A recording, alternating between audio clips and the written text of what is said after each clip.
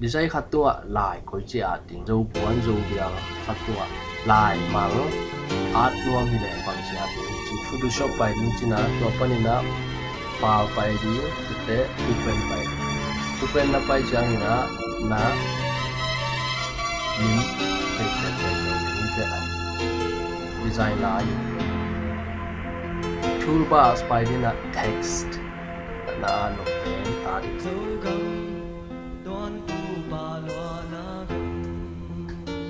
magic one tool nè leo na lai mà chung á nè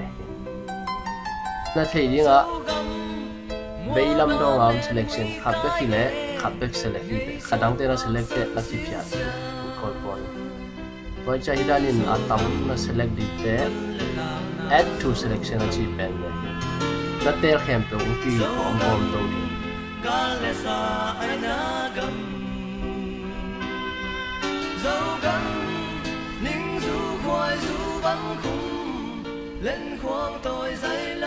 layer pain la na background din tuang pen background achi pen making edit pain edit a copy the new min nap ya in ken la okay making edit pai leo la paste control background mau là cái này indicates layer visibility na save chang ina file pain la save for web and device alt shift ctrl s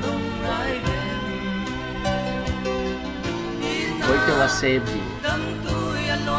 save đi muốn in desktop save bahang in hi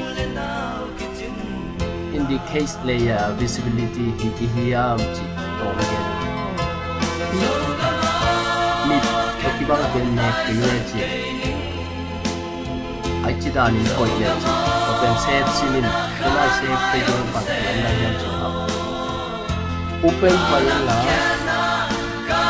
na dei background hat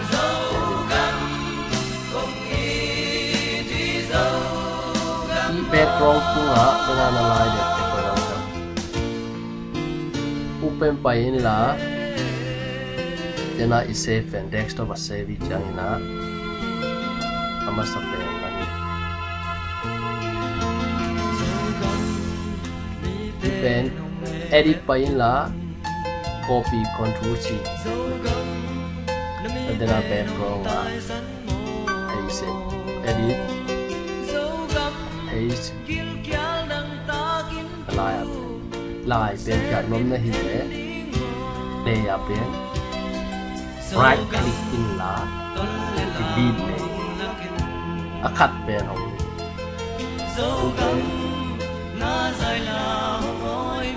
và chính select này control A edit copy control C background layer edit paste or control V